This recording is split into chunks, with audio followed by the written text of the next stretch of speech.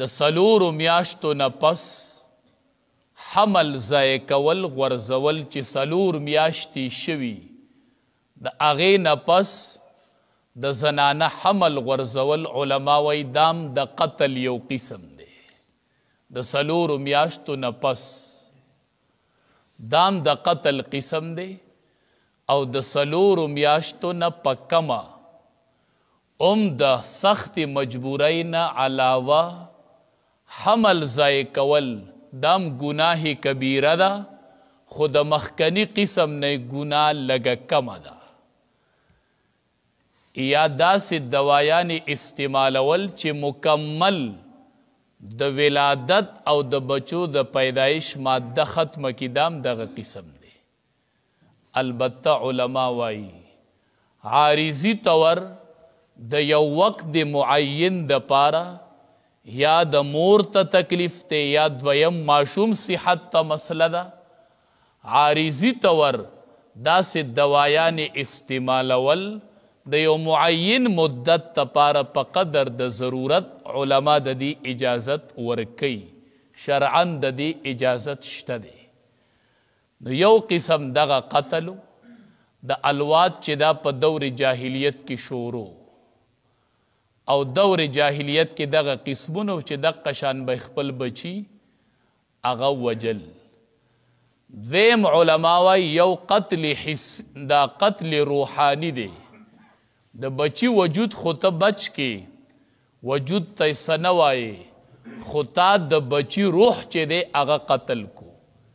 چې کله د بچی ته اسلامی تربیت اونه ښوده او د روح ته د اسلامی غذا ورنه کړله علما وایي دا قتل روحانی دی تا ول روح قتل کو.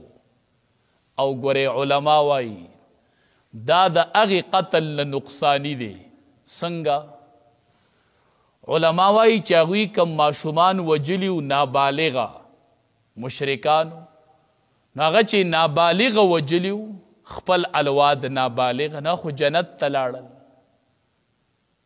خو چې تا ورله روح هغه ووجو د روح غذا دې ورله ورنه کړله نو ستا دا بچې چې تا ورله د روح تربیت اونکو دی به په دې وجه باندې جهنم ته وځي نو تا خپل بچے جهنم ته ورسو. نو دا قسم ډیر نقصانی دی چې د بچو د روح غذا نه میلاویږي او د بچی اسلامی تربیت نه کیږي. نن د بچی د اسلامی تربیت فکر نشته دی چې د روح له غذا پکار ده د روح تربیت پکار دی چې د جهنم نه بچ شي. نن د بچی دا فکر نشته دی. نن د الواد باره کې د دې فکر نشته دی. علما وایي چې کلم د سړي الواد پیدا شي ړومبی حق د مور او پلار دا ذمواري جوړیږي چې دله به صحیح نوم انتخاب کوي. صحیح نوم به ورلږدي دا د مور او پلار حق دی. اخو ناپوه دی اخو ناخبره دی. او احادیثو کې دام راځي وی د نوم اثر چې دی دا پوړوکې کې ښکاره کیږي. دا پوړوکې کې دا نوم اثر ښکاره کیږي. ملا عمر په افغانستان کې عمر نوم یې وکنه عمر فاروق رضی الله تعالی عنه د نوم اثرات دا ښکاره کیږي.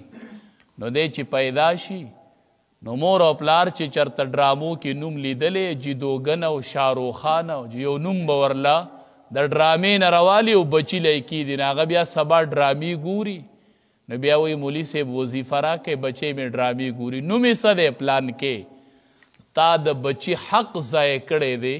تا بچی له نوم غلط یخې نن به د هغې نوم اثر په بچی کې ښکاره کیږي. نو الواد لږ ورلی نومونه صحیح کړئ دا د بچی اولنی حق ته ضایع کوي. نو د نوم صحیح تربیت نوم ورله صحیح اٹاکا.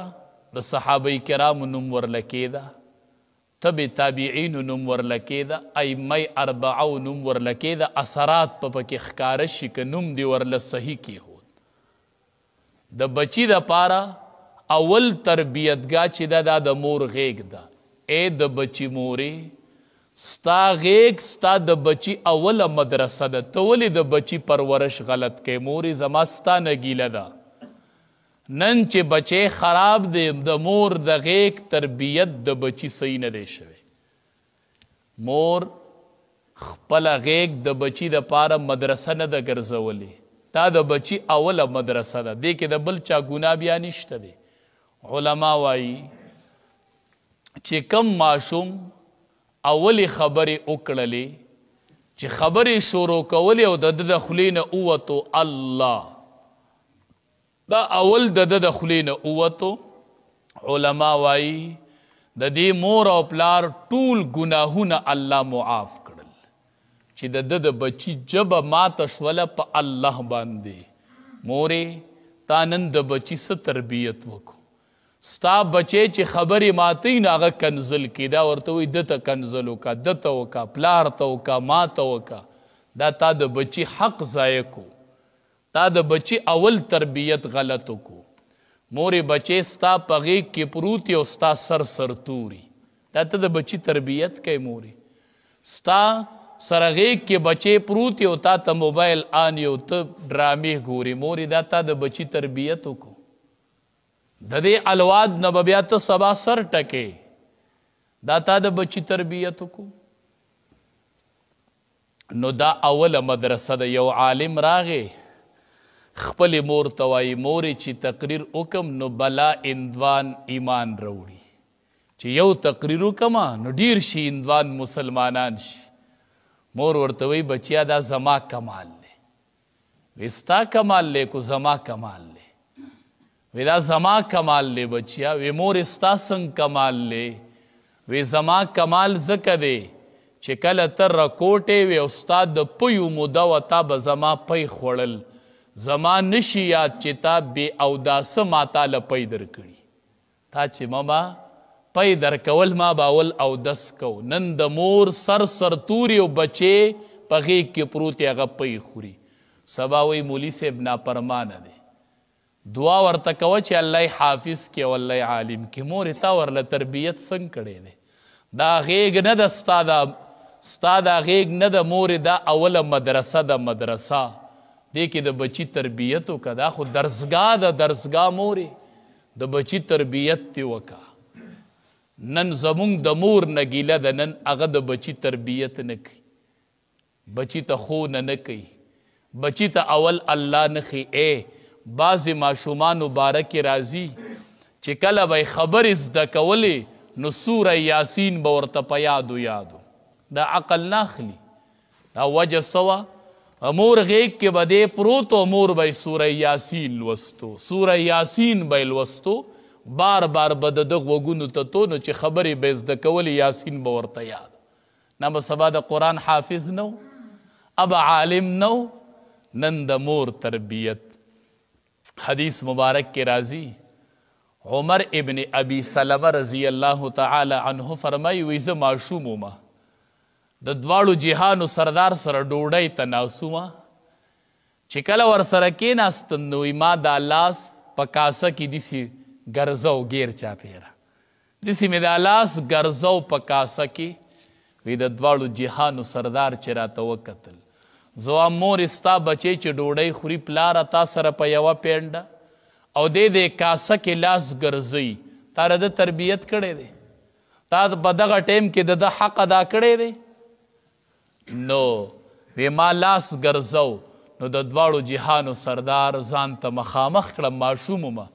ما ته وی چې سمې بچیا اول بسم الله ووایه، اول بسم الله ووایه، وکل بیمینک، او بیا خوراک کوا په ښي لاس، وکل مما یلیک، بیا د هغه ځای نه نوڼۍ اوچتوه چې کوم ستا مخې ته د خپلې مخې نه نوڼۍ اوچتوه. دا درې آداب راته د دواړو جهانو سردارو ښودل. سمې تسمیه وایه، بسم الله وایه چې ډوډۍ ته کینې. دویم وکل بیمینک، بچیا خوراک په ښي لاس کوه. دریم وکل مما یلیک، چې کوم ځای درته نږدې چې یو قسم سالن پروت نو بیا به د خپلې مخې نه ډوډۍ خوري. چې مختلف قسم سالونه نو بیا یو ته بل ته لاس اوږدولی شي چې پلیټونه ډېري. وی ما لاس ګرځو، نبی کریم صلی الله علیه وسلم راته دا درې آداب د ډوډۍ وښودل. د دواړو جهانو سردار وفرمایل وی چې کله بنده ډوډۍ خوري او دی بسم الله ونه وی نو د ده سره شیطان خوراک شروع کی. نن وی ماشومان ډوډۍ ډېره خوري، ډوډۍ زر ختمیږي. مورې تا ورته ډوډۍ کې بسم الله یاده کړې ده؟ پلاره خو نه پوهېږي تا ورته بسم الله یاده کړې؟ تا د بچي حقونه ادا کړي دي؟ د بچي نه ګیله کوې حقونه ادا که که نه؟ حدیث مبارک کې راځي او نبی علیه السلام ناست کس سره ډوډۍ خوړله، هغه نه بسم الله یېره شوې وه، نو په منځ کې وي بسم الله اوله و آخره. چې دی ووي نو د دواړو جهانو سردار وخندل. وی ولې دې وخندل د الله حبیبه؟ وی شیطان مې ولید تا سره ډوډۍ ته ناست و چې تا کله ده وی شیطان پاسې قی شروع کړله الټی، وی هغه مې ولیده. نو علما وی یا دا صراحتا شیطان ورسره ډوډۍ خوړله هغه یې وغورځوله، یا مطلب دا چې برکت د ډوډۍ نه دې اوچت شو. وی ما ولیدل. نو علما وایي دا د ډوډۍ درې آداب بچي ته وښیئ، ماشومانو ته یې وښیئ، پلارانو میندو دا درې آداب ورته وښیئ. علما وایي ډوډۍ ته چې کیني نو بسم الله به وایي، او که چا بسم الله الرحمن الرحیم ووي نو دا ډېره غوره ده چې د تش بسم الله په ځای بسم الله الرحمن الرحیم ووایي. او په احادیثو کې دا دعا هم راغلی ده بسم الله وعلى برکت الله. سنت په درې واړو ادا کیږي. تش بسم الله چا اووي بسم الله سنت ادا شو، بسم الله الرحمن الرحیم سنت ادا شو، بسم الله وعلى برکت الله سنت ادا شو. نو بچی ته مورې دا درې آداب د ډوډۍ وښیه. بیا چې کله بچی ته دا درې آداب وښودل نو نبی کریم صلی الله علیه وسلم فرمائی مروا اولادکم بالصلاة وهم ابناء 7 سنین واضربوهم علیها وهم ابناء 10 سنین. چې کله 9 کالو ته ورسېده نو مروا اولادکم بالصلاة بچو ته حکم کوه په مانځه. بچیا د مانځه ټیم دی، اذان دی واورېدو او دا د الله د طرف نه اعلان دی زه چې زه مونځ به وکړو. مروا اولادکم بالصلاة وهم ابناء 7 سنین چې د 9 کالو شي د مانځه حکم ورته کوه. واضربوهم علیها وهم ابناء 10 سنین. او چې کله 10 کالو ته ورسیږي نو بیا چې مونځ نه کوي نو بیا یې وخا، بیا یې په مانځه باندې ډبوه. چې کله 10 کالو ته ورسیږي او مونځ نه کوي نو بیا یې ډبوه. او وفرقوا بینهم فی المضاجع. د دواړو جهانو سردار فرمایي دی کې به لوی حکمتي وی چې الواد د 10 کالو ته ورسي نو بیا 2 په یو کټ کې مه سملوه، بیا یې جدا که. اگر که خور او ورور دي خو یو کټ کې مه پرېږده. د دواړو جهانو سردار فرمایي وفرقوا بینهم فی المضاجع چې 10 کالو ته ورسېدل بسترو په منځ کې ورله بیا جدایي راوله چې یو کټ کې دی بیا 2 نه سملي. دا د آداب دي د